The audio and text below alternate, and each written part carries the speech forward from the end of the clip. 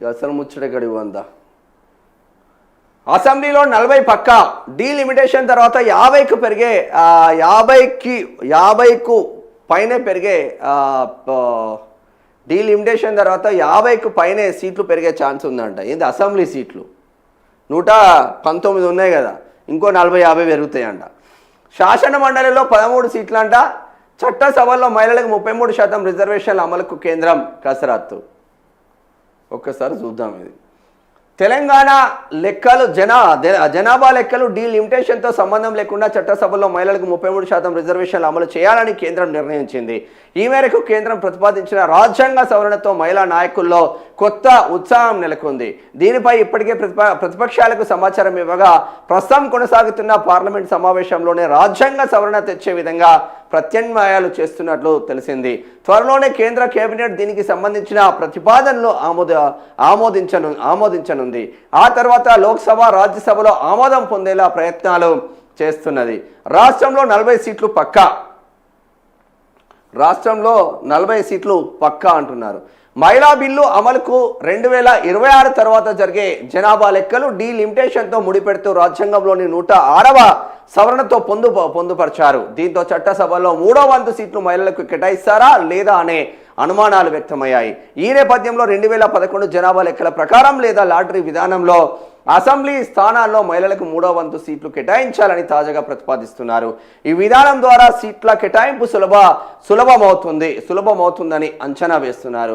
దీని ప్రకారం తెలంగాణలోని 119 సీట్లలో 3వ వంతు అంటే 40 సీట్లు మహిళలకు కేటాయించడం తప్పనిసరి కానుంది. ఇందులోనూ ఎస్సీ ఎస్టీ మహిళలకు పోను మిగిలిన సీట్లను జనరల్ మహిళలకు కేటాయిస్తారు. దీంతో పాటే శాసన మండలిలోనూ 3వ వంతు అనగా 13 సీట్లు వారికి రిజర్వ్ కానున్నాయి. దీంట్లో మోసపోయేది ఎవరు, దీంట్లో నష్టం కలిగేది ఎవరు అంటే బీసీ మహిళలకు ఆ రిజర్వేషన్ లేవు. మళ్ళీ జనరల్ కోటాలే కొట్లాడాలి. ఆ రెడ్డి గారు, ఈ రావు గారు, ఆ చౌదరి గారు కుట్రలు చేస్తే ఆ కుట్రలలో బలి కాకుండా బలమైన నాయకుడు అయితేనే మళ్ళా పైకి వచ్చే ఆస్కారం ఉంటుంది. కొండ మురళిలాగా, బండి సంజయ్ లాగా ఇట్లా బలమైన నాయకులు ఉన్నప్పుడే వాళ్ళు పైకి వచ్చే ఆస్కారం ఉంటుంది, లేదంటే కష్టం.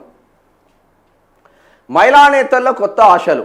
కేంద్ర ప్రభుత్వం చట్టసభల్లో మహిళలకు రిజర్వేషన్లు అమలు చేసేందుకు అడుగులు వేస్తుండడంతో మహిళా నేతల్లో కొత్త ఆశలు మాత్రం చిగురించాయి. మరి డీలిమిటేషన్ పూర్తయితే మరిన్ని స్థానాలు వచ్చే ఏడాది అసెంబ్లీ ఎన్నికలు జరిగే రాష్ట్రాల్లో డీలిమిటేషన్తో సంబంధం లేకుండా రిజర్వేషన్లు అమలు చేయనున్నట్లు తెలుస్తున్నది. తెలంగాణలో అసెంబ్లీ ఎన్నికలు 2029లో జరగనున్నందున అప్పటికే జనాభా లెక్కలు డీలిమిటేషన్ పూర్తవుతాయని అంచనా వేస్తున్నారు. దీంతో అప్పటి వరకు ఎంపీ ఎమ్మెల్యేల సీట్ల సంఖ్య కూడా పెరగనుంది. తద్వారా మహిళలకు మరిన్ని సీట్లు రిజర్వ్ అవుతాయని అంచనా వేస్తున్నారు. తెలంగాణలో డీలిమిటేషన్ తర్వాత మహిళా రిజర్వేషన్ల ప్రకారం 50 సీట్లకు పైగా అతివలకు కేటాయించే అవకాశం ఉందని తెలుస్తూ ఉంది. మరి ఇదైతే మంచి ముచ్చటనే. ఎందుకంటే సర్పంచులు మహిళలు గెలిస్తే అలా భర్తల పెత్తనం ఉంటుంది, కానీ ఇక్కడ మాత్రం జర పెత్తనం ఉన్నా కూడా వాళ్ళు కొంచెం చదువుకున్న వాళ్ళు వస్తున్నారు కాబట్టి మంచిగానే ఉన్నది ఇక్కడ కథ. తిట్టడమే మీ ఎజెండా. అరే ఎన్నున్నది ఇది? 7 కాదా? 7 కదా అసెంబ్లీలో పక్క.